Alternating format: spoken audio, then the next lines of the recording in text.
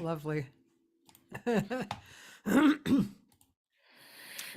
Yeah, my guest today is Camila Meza, and so nice to have you on. Thank you so much for having me, Kathy. You're welcome. Yeah, we were talking before we came on, and it's just so nice to speak with people like Camila because they're out there in the world. They're creating this really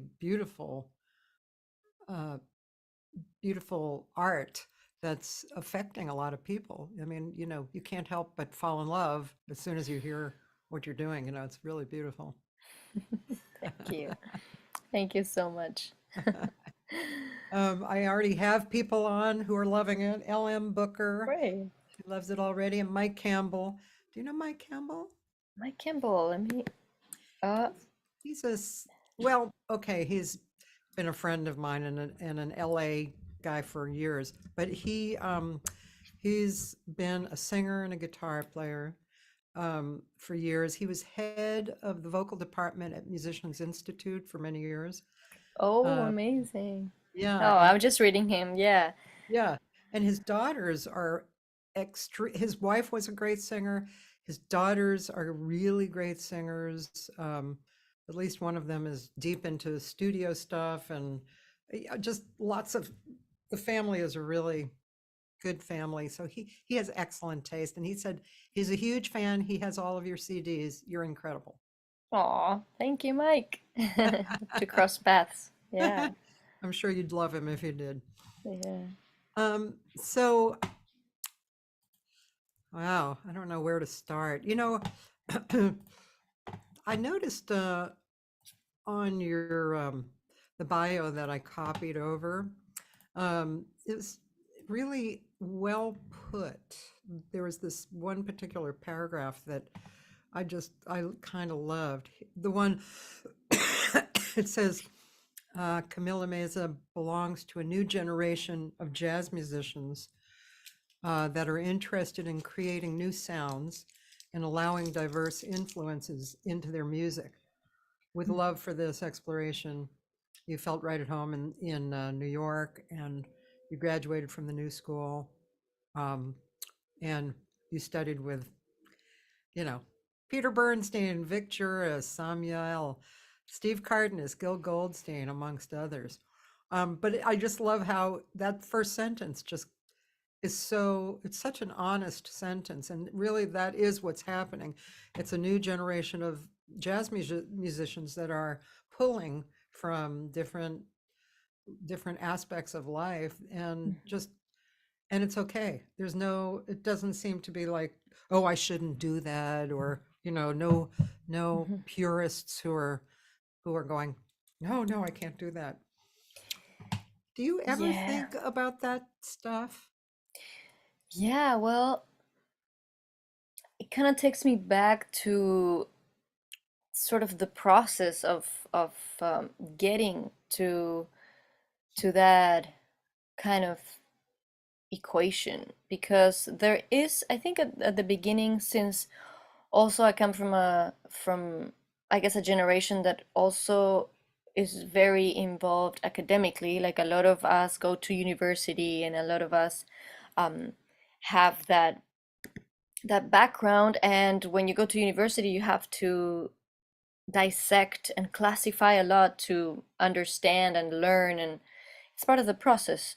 So I do think that there was a phase where I would see um all these styles and all these influences very separately, and almost kind of very um very distant from each other. But as I kept growing as a musician, and as I kept learning, or as they call it, soul searching, I started becoming more open to the possibility of seeing these musics as not so different between them, especially um, when it comes to the repertoire of South America, or even the folklore songs of America, or down in South America as well.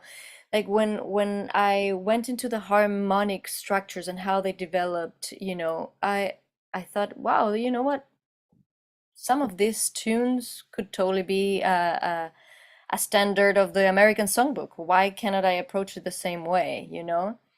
Um, so I went through that process, I would say consciously, but by letting go also of that very academic kind of thinking, um, I allowed myself to really experiment with all these beautiful tunes and to bring them to what I say like my own world, because I would not only bring repertoire and play it in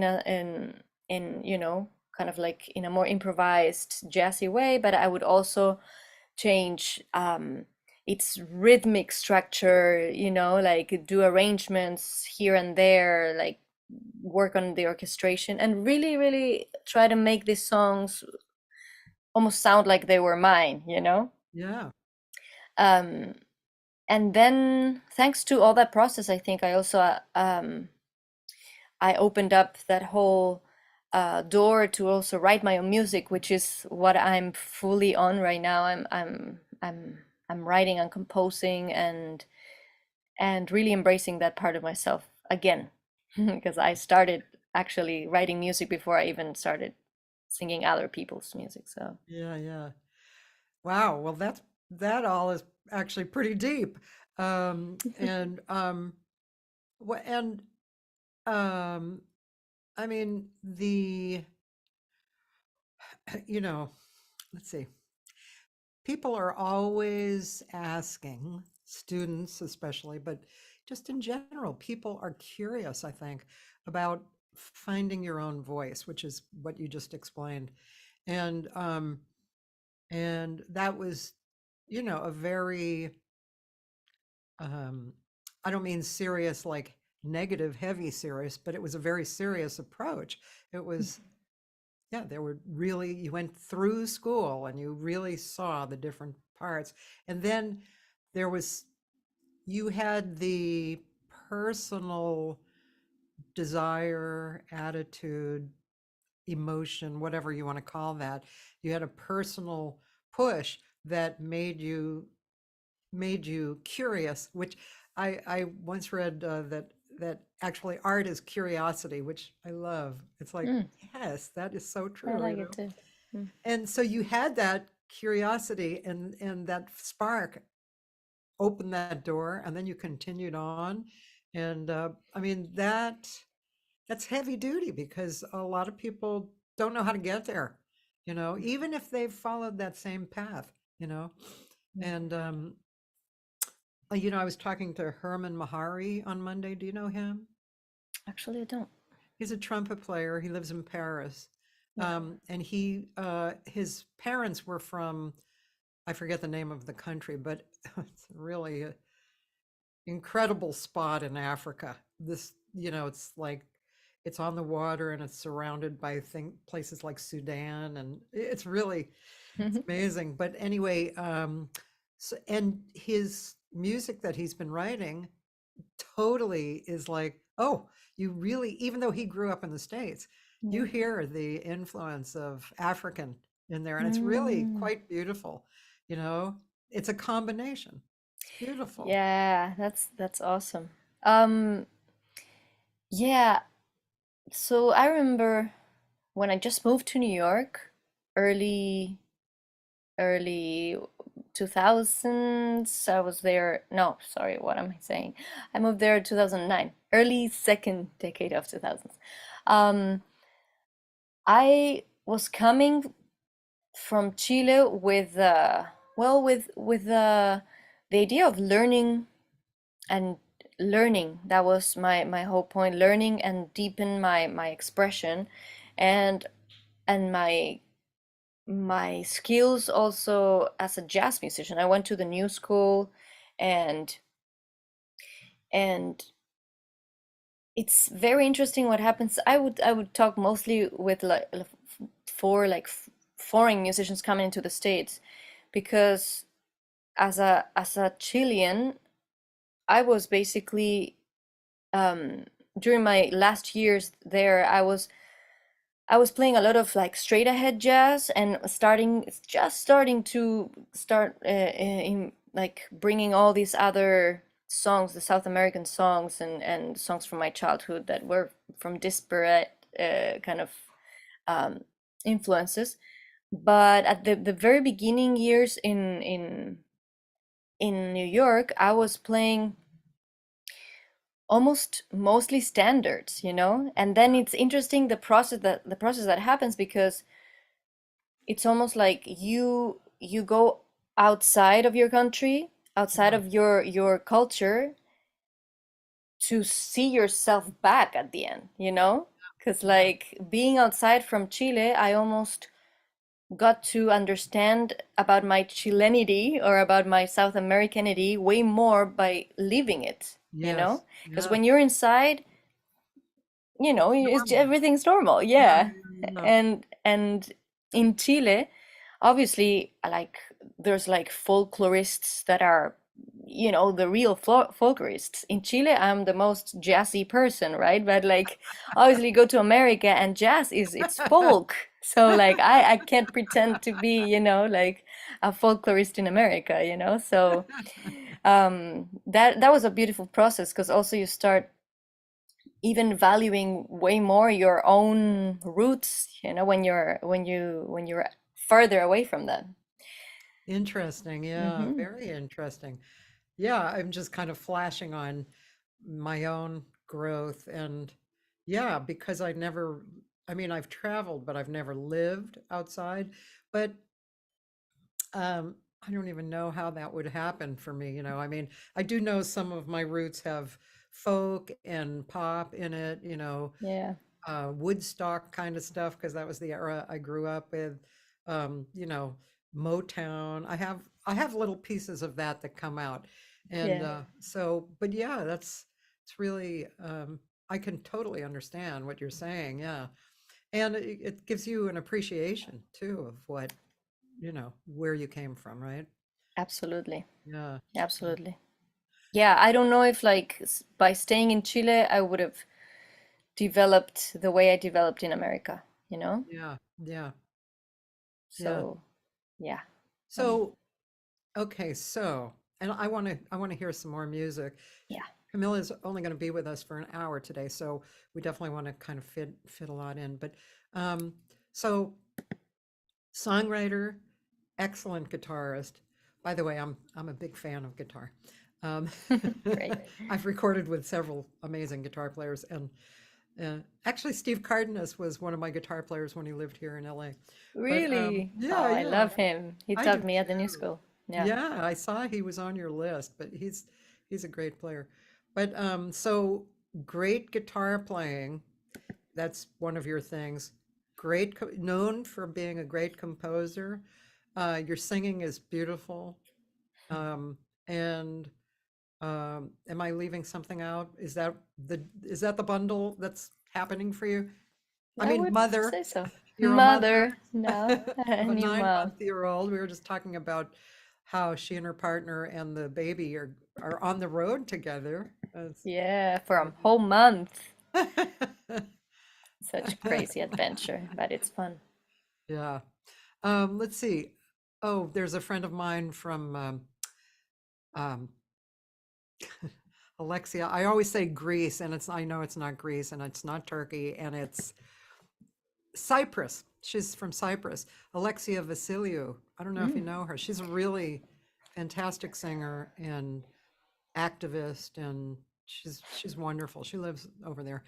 And Roland, my friend Roland said, by the same token, on your musical approach, how do you develop your solos, especially with the vocal doubling? Is it a conscious or pre-conscious or subconscious? To me, they seem so well constructed and so lyrical. Great. Beautiful question. Do you wanna answer it now or go to music and then answer it? What do you Sure, wanna? sure, yeah, you can, and then I'll go to music after that. Okay. Well, it's a great question, because I feel that that particular sound is so much part of, well, how I want to develop my artistry, and it, like I see the guitar and the voice play together as almost like a different instrument. I'm a vocalist, I'm a guitarist, but then there's that Mhm. whole connection between the two that I develop, and I'm in constant search and constant work, because it takes a lot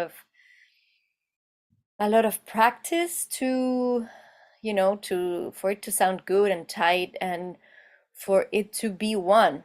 Yeah. So um I remember at the very beginning trying to develop my solos like this with the voice.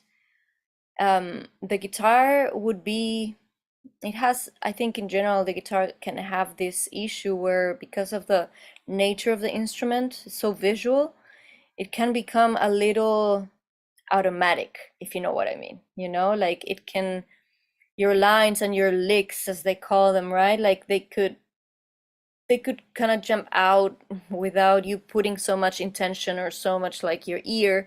And then it's very easy to just learn lines and then like kind of do that. Yeah. And I started to hear myself like that when I was not working on this technique. um and I didn't hear direction. I couldn't hear like that intention that we're talking about. I couldn't hear space, Yeah. anything that like I actually enjoy listening to, because I Yeah. love lyrical, I love storytelling, I love um, like these journeys that you can create by being very conscious about, each phrase and everything. So by by practicing with the voice and practicing improvisation kind of connected, I started really embracing the ideas that like I had really had in my mind.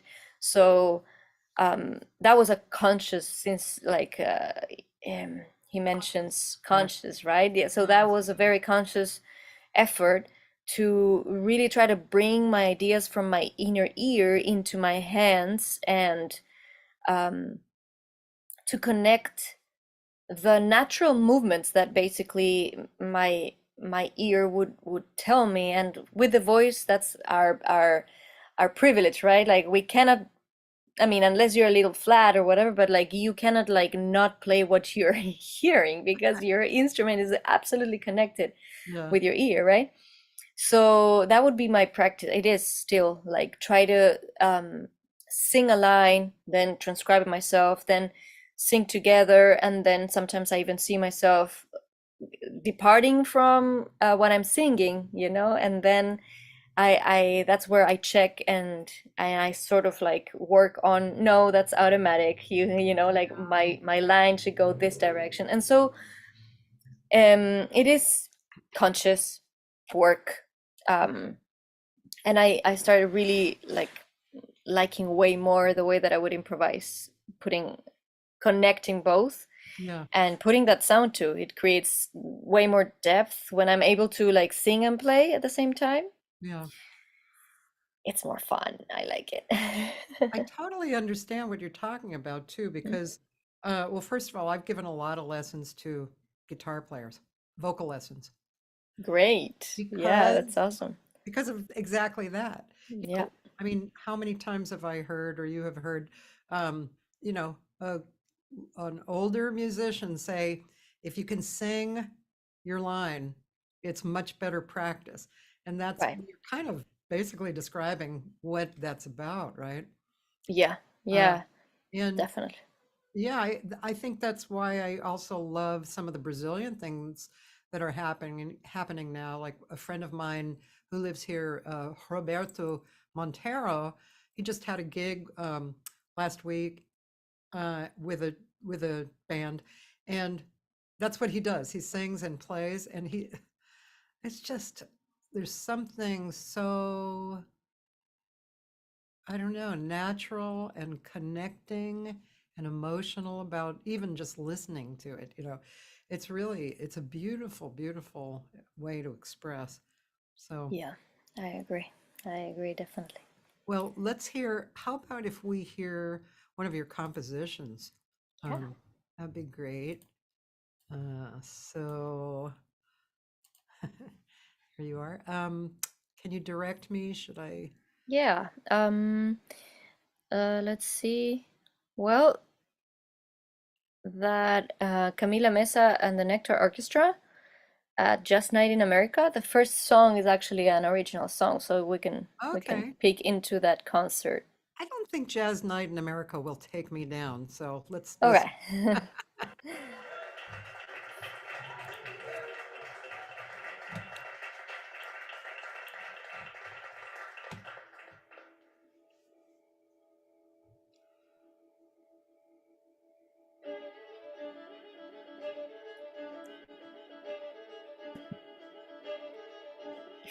Vuelve a crecer el mar en tu piel y vuelve la calma a mi ser y vuelve la calma.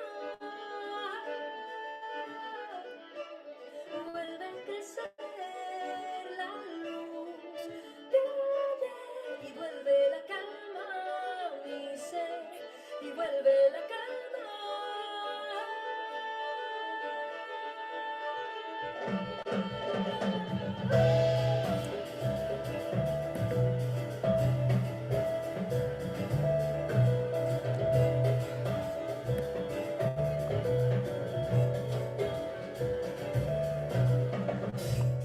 Descubro un eco escondido en lo más profundo de una montaña azul.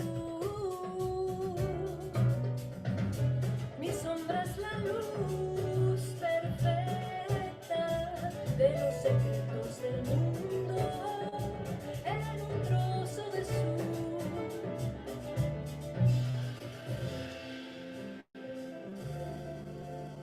Descubrí la soledad difusa como el tiempo. Percibo los templos de amor y vuelve a mí la calma.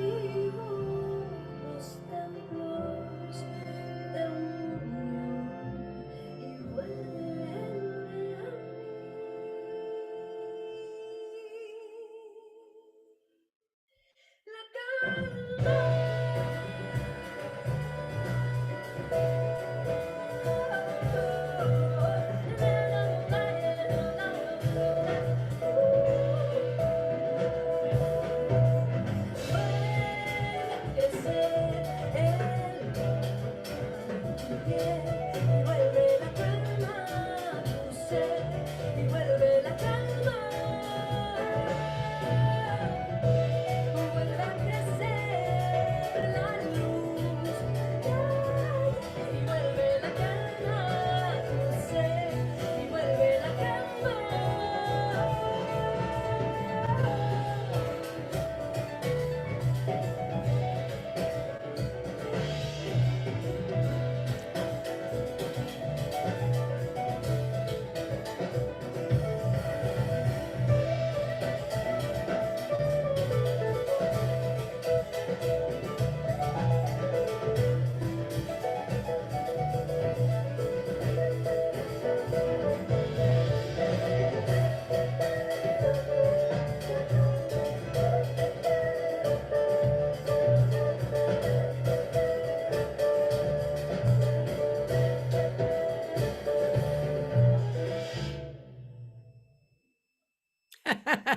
Oh.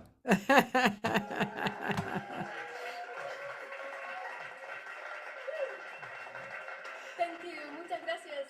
Oh, lovely. It's a really cool place to do that in. Who are Isn't the it? musicians with Yeah. you? The drummer So, looks familiar to me. yeah, the drummer, his name is Keita Ogawa. Okay. One of like the more popular bands he plays with is Snarky Pappy. Oh, okay. Snarky Pappy. Uh, yeah, but yeah, he's all over the place. He's like extremely. He plays with Cecile McLaurin Salvant now too. Uh-huh. Okay. Yeah, so he's definitely out there Yeah. doing great things. Yeah. Then the pianist Eden Ladin and the bass player Noam Weisenberg, who Okay. also writes the arrangements for this band, Oh. the string arrangements. Ah. And yeah, the quartet. It's all the string quartet. It's all part of the band that we call the Nectar Orchestra. Cool. Hmm. Very nice. Beautiful. That's Thank you. Yeah, that's It's like so a fun lot to of play. fun to do that. Yeah. Totally. Uh, Yeah. And the NPR, it's an NPR session. ah, So they booked this beautiful place in oh. Brooklyn and they set it up all beautiful with all those like trees. It was amazing. Yeah. Great experience. Wow. Yeah. Fantastic. Um, again, my friend Roland, who is a guitarist, actually, Hmm. he's also from the country next to Chile. He's from, I forget, Roland. Argentina? I don't think he's from Argentina. He's from maybe the other side or something. Well, Peru? he said, "Sorry, I can't make her any richer. I already bought all her albums." Are there any new works in That's the so oven? funny. Oh well, yes, indeed. I am, I would say, 80% done with my next album. It's being done in a very unorthodox way for my history. I've been I've been doing a lot of, I mean, all my albums are basically everyone in the same room, everyone performs at the same time. And so this next one, it's partly a result of the pandemic, the way that I started doing Ah, it. yeah. But it ended up like being a really cool process because the attention and the detail and everything, it's very different from the other albums. So yeah, I have my friend Shai Maestro on piano. He's producing it, I'm co-producing, and yeah, it's gonna be really different and really fun. I'm excited about showing this one. Ah, It's all original music now. It's the first album that it will be all mm, only my music, so no. yeah. Great. Pretty fun. Very. Um, and by the way, Roland's from Bolivia. Bolivia. Oh, the only one that I didn't say. I'm sorry. Um, so yeah, and I mean, just to show people that you can do anything you want. So not only does she have a 9-month-old child, they take him on the road, and they also live part of the time in Chile, right? or is In somewhere else Guatemala, actually. in Yeah. Guatemala and part of the time in New York. And how does that work out? Do you plan ahead, way ahead, or do you kind of go, okay, I have a week or Yeah. two? Well, to be honest, I'm very recently starting to experience this back and forth um, because basically, the pandemic made a huge standby, right, on touring, which it is mainly like what my work. Yeah, But then when things started to come back, I became a mom. So I also sort of took another, I would say maybe another year, a little bit calm down, a few gigs here and there. But right now I'm in the middle of the first big tour, since 2020. yeah, And and uh, I feel that part of the benefits of this kind of dual, residency idea yeah, is that for instance, this March, I was able to combine a lot of gigs, that mainly if I would be just in New York, I would be like, okay, it's a one-off and come back. So I like the idea of like really comprising all these gigs more together, also to travel less, like farther, and and now that I'm raising a kid, to have time to be right next to nature, and be have like the possibility to not all the time um have to be like in this as I said, like this little apartment in New York, um but then, yeah, all my friends and my band, everyone in not everyone, but like a lot of my colleagues are in New York. So now after Maine, right now I'm in Maine. I have a couple of gigs at the university, and then next week I go to New York. I'm gonna be doing a lot of work, different things, and then I'm gonna go back to Guatemala, spend another month there, and then I have more things. And so I'm nice. playing it by ear, but it's working out for me. Our main um, desire was to also be able to be close to nature. I think it was something that, even before having a kid, kind of like it started tickling, Yes, yes, Yeah. So I was ready to do something like this. that's good. It's a good balanced way of living. Um, Definitely. I guess you go to Europe as well, right? Because somebody said that they played with you in Europe. So, Yeah, I'm going to Switzerland in July. ah, So, cool. yeah. Yeah, and honestly, I mean, I didn't know much about Guatemala Yeah. before all these crazy adventures, but it's not that hard to go, like to New York and then to Europe. It's almost around the same price than going from New York, so Yeah. I think it will work out. Yeah, yeah, I'm sure it's gonna work out. Yeah. Are you on a particular label? Are you on your own label? What is Well, no, yeah. Right what? now I'm back at being indie jazz. Okay. Yeah. Yeah, my last album was on Sony Masterworks, but that's the most major label I got. Um, but yeah, this next album, honestly, um, I am going to let some people hear it to see, Yeah. but I'm totally fine with being independent. I've Yeah. been independent like my whole life almost. Yeah. So I know what to do, and I'm happy to take care of those things too. So, Yeah. but we'll see if something interesting happens then. Yeah. Yeah. Are you um what do you think or do about, let's see, I guess thinking is more, well, this could be a deep question, but I'm just kind of skimming the surface. You know, making money Hmm. with CDs or recordings. It's such a these bunch of years. It seems like a transition time, but really it's not. doesn't seem to be moving very fast to transition our recordings into real money. And for you, you said, you're touring, and that's probably where your money is. And probably, I'm assuming, in your thinking, that's why you're recording. So you can put it out there and have people reach out to you, for Yeah. gigs. Right.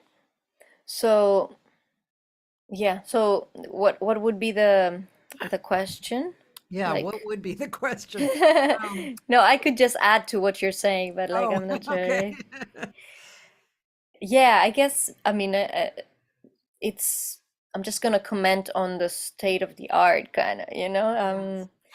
uh, for from a personal point of view, yeah, like right now, I would say, and before the pandemic as well, my main source, I would say, yeah, it is touring, and therefore, although I know that, yeah, the music itself, the recorded music itself, won't make much return, Yes. it does it does make a return when it comes to playing live and when it comes to um yeah, creating all these projects that come out of putting music out there, for instance. um I still cannot say the actual name of the orchestra, but like, uh for instance, next year I will have the opportunity to get to play my music with a big band from somewhere, and so the fact that I'm putting this music out there creates all these collaborations as well, so it keeps things moving, and this is what I also want to do, I mean, Yeah. even if it wasn't doing anything, I would still be making albums because that's where I find myself being fulfilled as a human being, Yeah. Um, but then, yeah, back to sort of the business side of things and how do we survive. I'm also teaching a lot, like part of this tour in particular. It has had a few stops in universities. I did a residency at Oberlin University Uh, last week. yeah. Amazing. Cool. Uh, on some festivals, you also make a master class, and that adds to the whole um, Yeah. work. So yeah, that's where I feel really, really good, and I feel like, I'm retributing as well as a musician, like to connect with younger generations and like share experiences and stuff like that. Um, It's a yeah, it's a it's a really you have to really push your mind to be creative with uh, you know imagination is just a funny thing. Over the years, I've created so many different things, um but sometimes I'm just kind of shocked. There's a million billion things just sitting right in the air that I don't see until that one spark or somebody says something, and then all of a sudden I see what's sitting right in front of my face. It's an idea, it's a to act on, but yeah, it's pretty mind-blowing what this career that we've yeah, chosen. I mean, think of all the different things we're doing, I mean, composing, practicing, getting gigs, making decisions, it's creating an crazy. Yeah, idea, being a business person. It's really yeah. pretty You gotta amazing. really love it, I think. Yeah, right? Absolutely. Yeah, Yeah. totally. Oh, and yeah. uh, Otherwise, you won't do No. it. Yeah. Yeah, it's pretty great. It's funny, I mean, Yes. I've been a musician all my life, but still with this noontime hang, I mean, I just, I keep saying this on the show. People always hear me say this, but I'm constantly amazed that people like us exist all over the planet, Yeah. all over the planet, and And, I feel like, well, we have to talk longer, you and I, because we could Yeah, talk a lot longer. But I I feel know. like, well, I feel like we balance out the planet. That's the first thing. To me, that's obvious. It's like if we weren't doing what we do, even in the background, the planet would be, uh, you know, way worse than it's going now. It'd be just way worse. And yeah, I think one might imagine, maybe this is a science fiction story or something, but one might imagine that um, that the awareness of what we're doing might grow so much that the balance of what people actually see and um, agree on as reality is actually that the arts are more prevalent than anything. I think it is a science fiction Wow. story, and I think it's happening. And I think the pandemic actually created some of that, like Uh-huh. this awareness that Yeah. there's a lot more stuff out there than we've been aware of. Yeah. Yeah, I agree so much with what you're saying. Um, in in many in many aspects of your comment, because I mean, first of all, the idea that artists bring this balance, right? Um, they bring awareness, and they bring presence to the daily lives. I mean, if we go back and I try to imagine like the first expressions of music and all that, uh, which probably has always been vibration and the creation of sounds, maybe has always been a thing.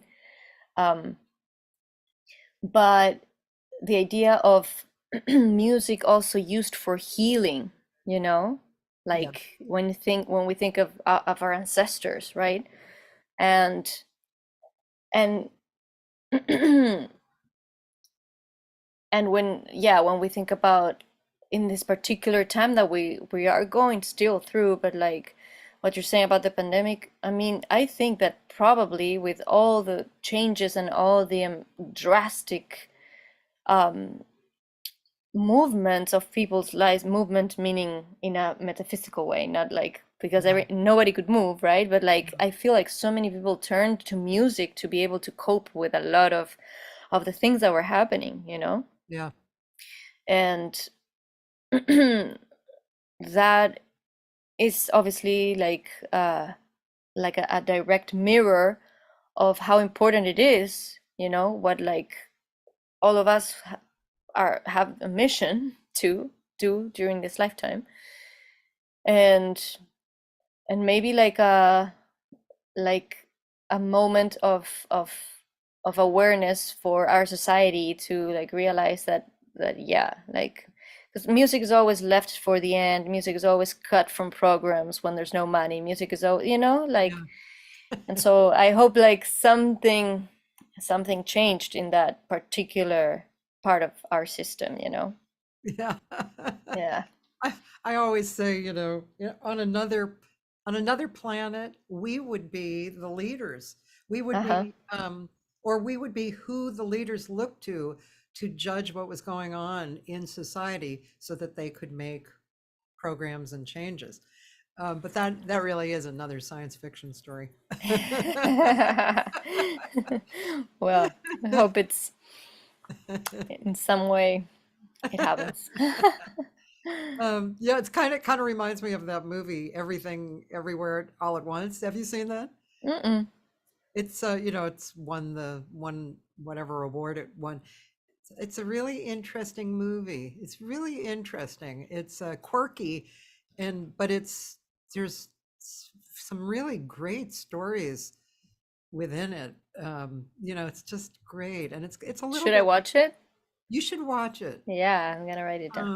Yeah, it's along these lines that we're talking about. It's like there are all these different universes which these people are from, where they have separate different lives. But if you have another universe on another planet or another time, those skills that you have or don't have affect you in this universe.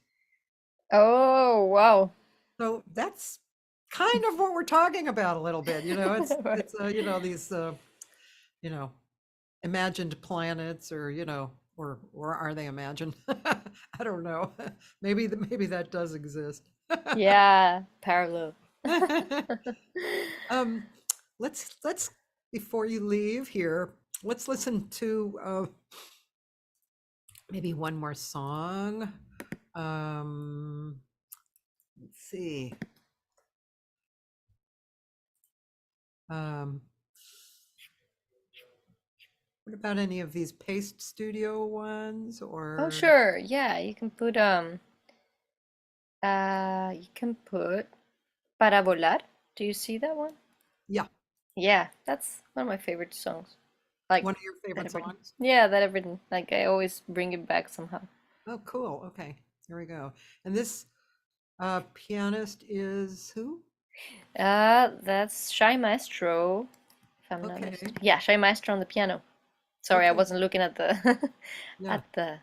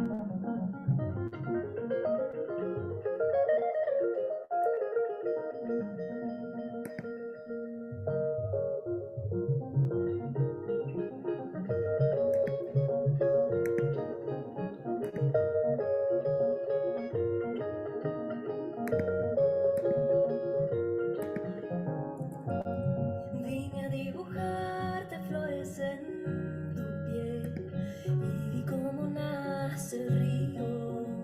Me dejaste abrazar tus alas sin miedo y me fui volando contigo.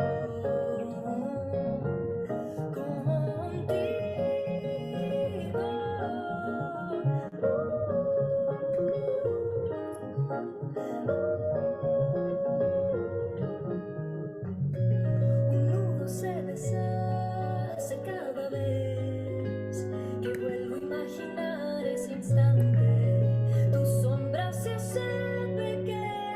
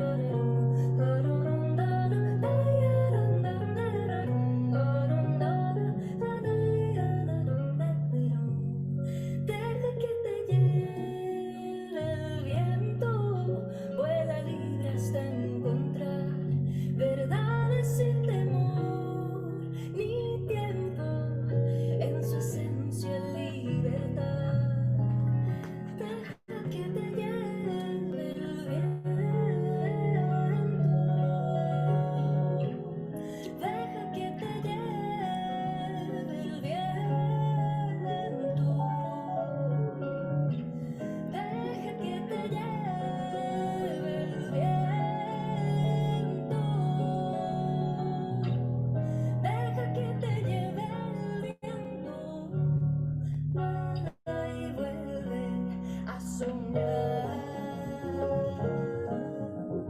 vuelve a soñar.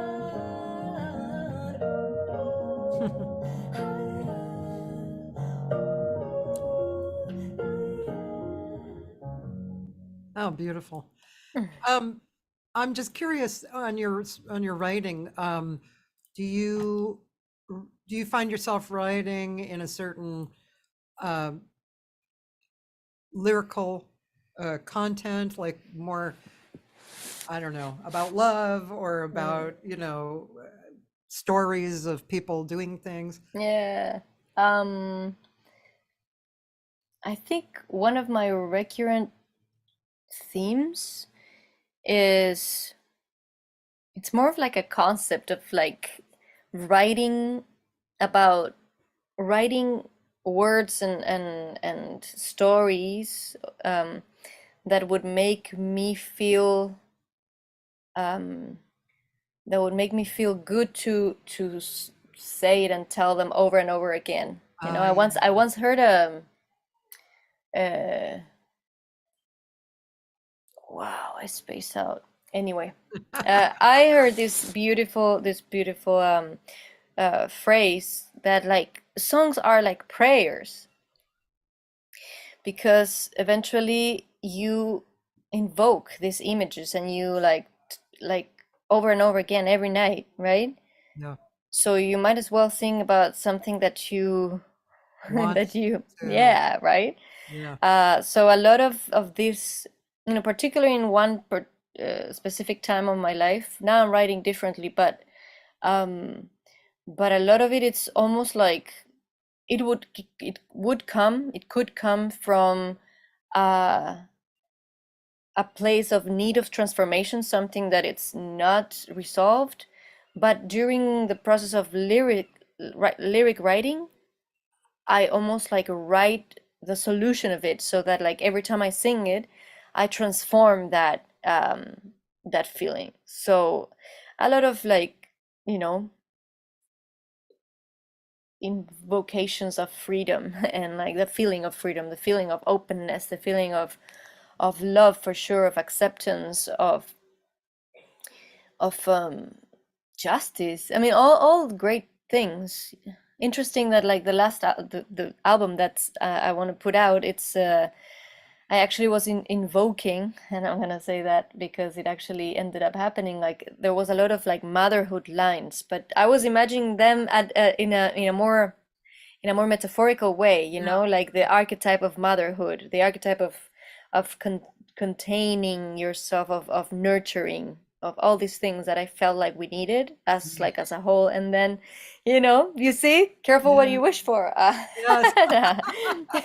No, it's been great because like now I sing the songs and I have so much imagery and feeling behind Yeah. those words. So yeah, it's been a very beautiful process. I can't wait to show you all this new Oh, music. gorgeous. Hmm.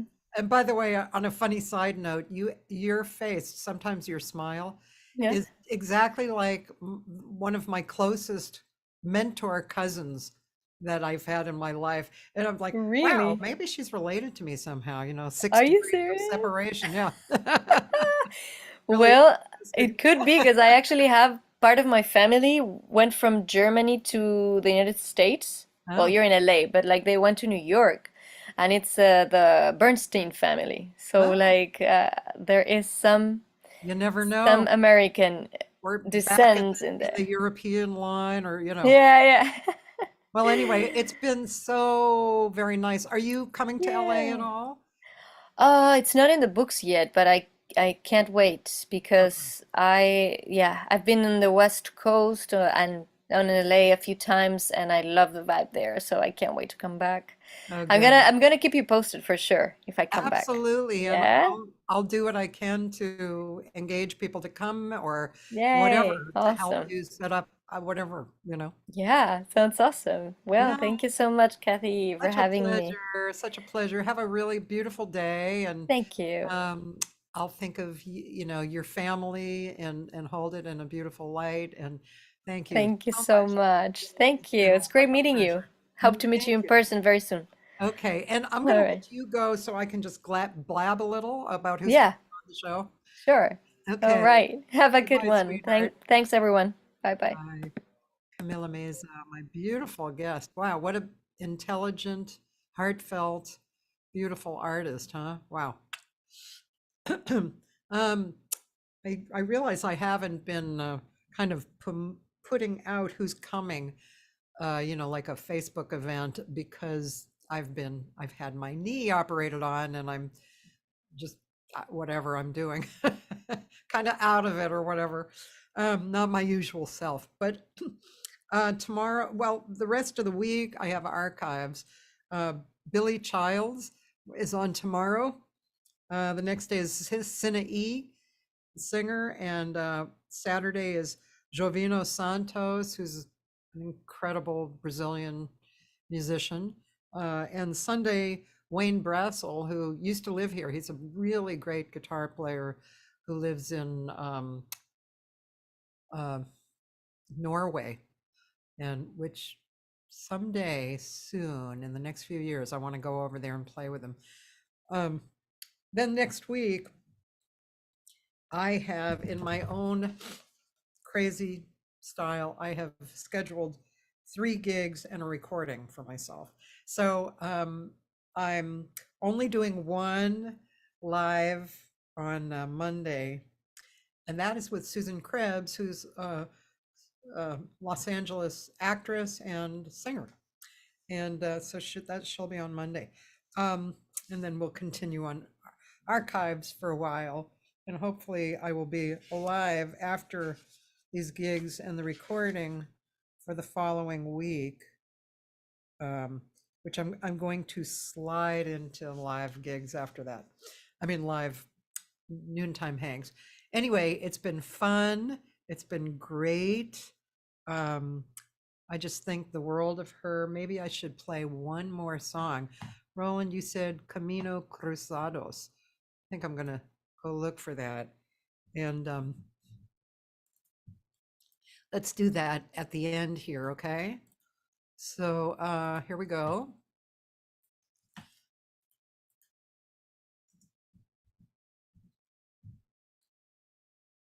All right. Cool.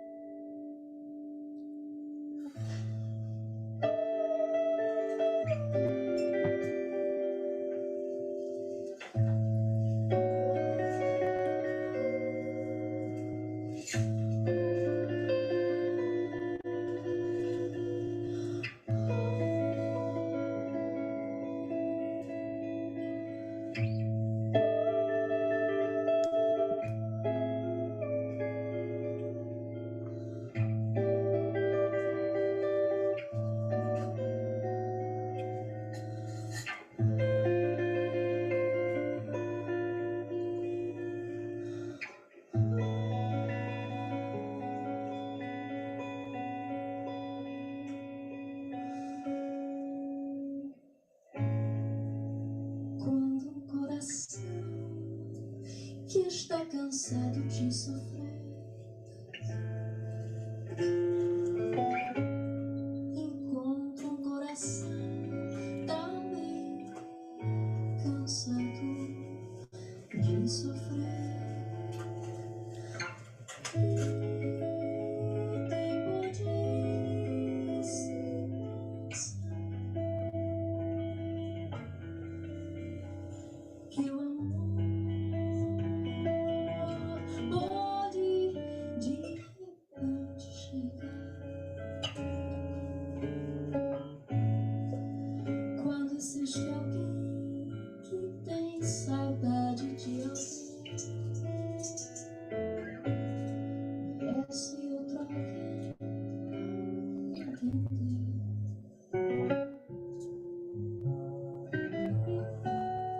Desde esse novo amor chegar, mesmo que depois seja imprescindível chorar, que dona fui eu que faltei raciocinar nas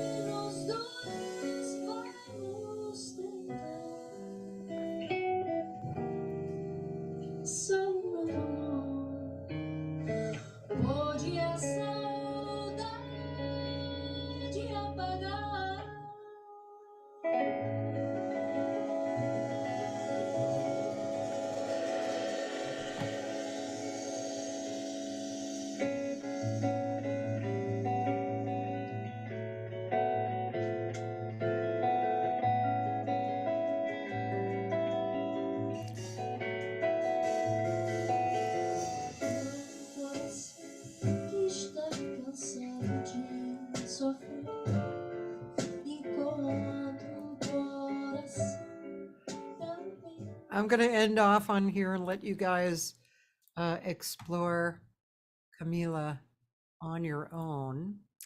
And nice to hang out with you guys again. And have a good day, good evening. And next week, come if you're in LA, come see my gigs. Wednesday at Kulak's with the pianist Cho Yun Sung. We did a record called Bohemian together, which was an adventurous duo, really good record. And then Friday, Cho and I will have Ahmet Sezin on bass and Jimmy Branley on drums because we're preparing for a recording on Sunday. So as you know, Kulak's is like you're as an audience member, you're observing a live 6-camera edited video happening. So it's a really interesting place. It's very local, North Hollywood. It's very inexpensive because they don't sell food and alcohol. They have some snacks, but no food and alcohol. So it's, you know, you pay the entry fee, and then if you don't want to pay anything else, you don't. So you can bring food in. You just cannot bring alcohol in. There's no alcohol allowed on the premises. So you can even bring in food if you want. Anyway, hope to see you guys. If you're in Palm Springs, I'll be in Palm Springs on Thursday night at Jazzville with a really great band. Carrie Frank on piano, Ahmet Sezin on bass, Joey De Leon on drums, and Alex Budman on woodwinds. That's going to be fun. I'm looking forward to that. Okay. Adios. Bye.